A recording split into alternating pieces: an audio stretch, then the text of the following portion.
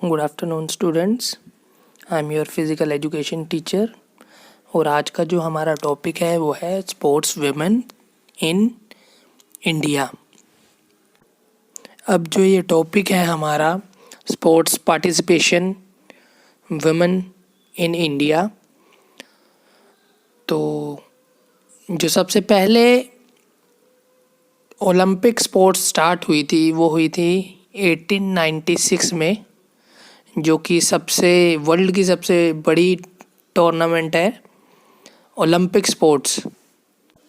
उसके बाद 1900 में अलाउ किया गया था गर्ल्स को फर्स्ट टाइम ओलंपिक्स में।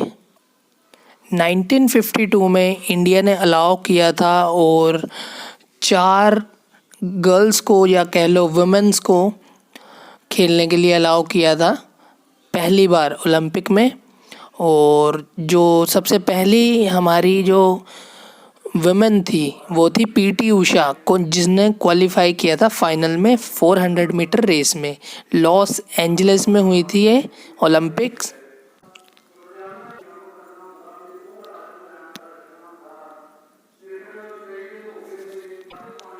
उसके बाद 2000 में सिडनी में जो ओलंपिक्स हुई थी, करनम नाम की एक महिला थी, उसने ब्रॉन्ज मेडल जीता था वेट लिफ्टिंग में पहली बार। फिर उसके बाद 2004 में अंजू बॉबी जॉर्ज ने एंटर किया था फाइनल्स में वुमेन लॉन्ग जंप में एथेंस ओलंपिक में। फिर उसके बाद 2010 में गीता फोगाट कॉमनवेल्थ में जो थी मेडलिस्ट थी।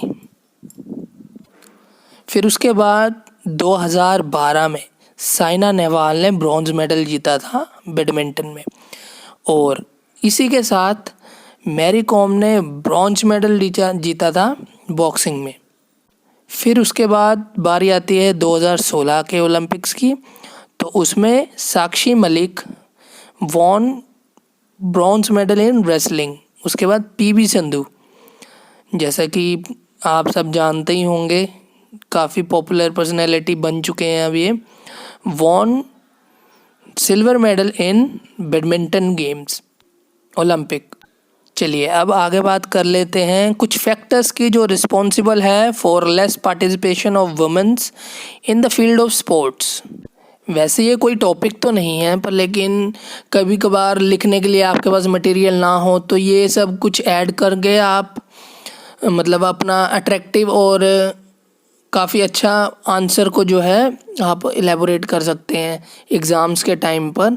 अब इसमें भी हमने तीन स्टेजेस में बांट दिया है कि कैसे रिस्पॉन्सिबल जो फैक्टर हैं वो 3 स्टेजेस में हमने बांट दिए हैं।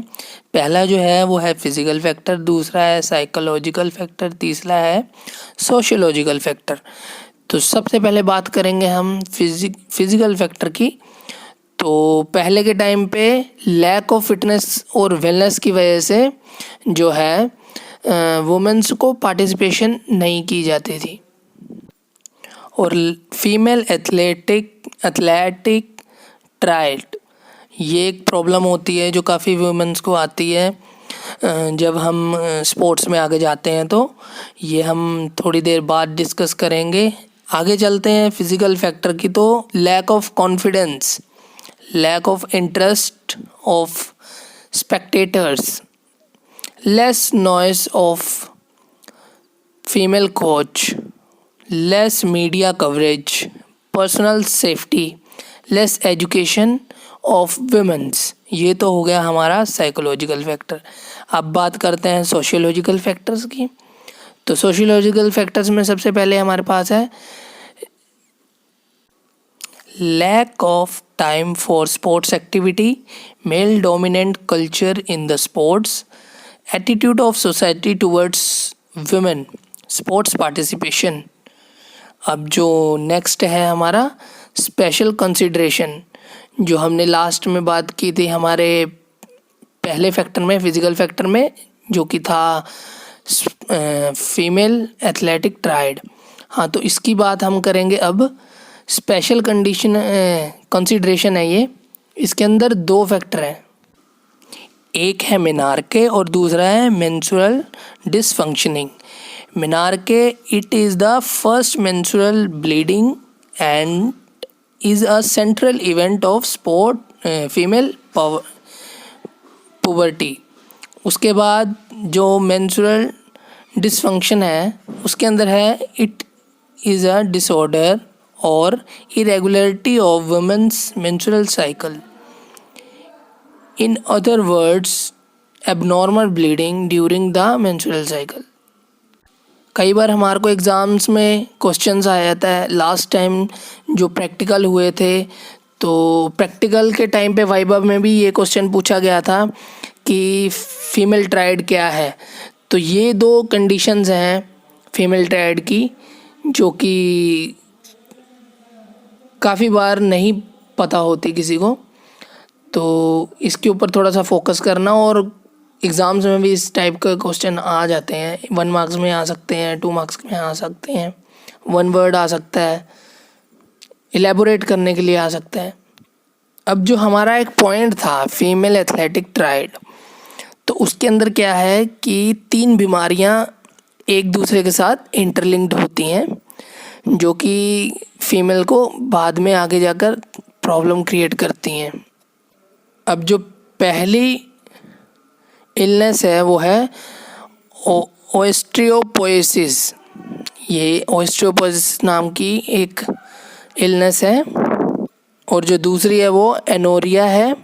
और तीसरा है ईटिंग डिसऑर्डर जिसके अंदर आए थे एनोरेक्सिया, बुलिमिया। अब पहले बात करते हैं हम ओस्टियोपोरोसिस क्या होता है।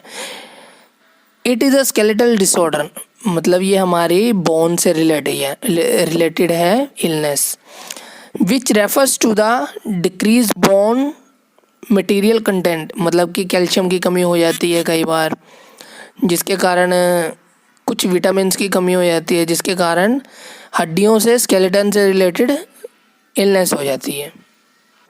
अब जो दूसरा था हमारा, दूसरी इलनेस थी एमेनोर्मिया। इसके अंदर क्या होता है कि इनप्रॉपर मेंस्ट्रुएशन साइकिल्स होते हैं जो कि 3 मंथ्स के बाद आते हैं या 2 मंथ्स के बाद आते हैं। तो इससे रिलेटेड ये प्रॉब्लम है। इसी के साथ हमारा 5th चैप्टर कंप्लीट होता है। Thank you.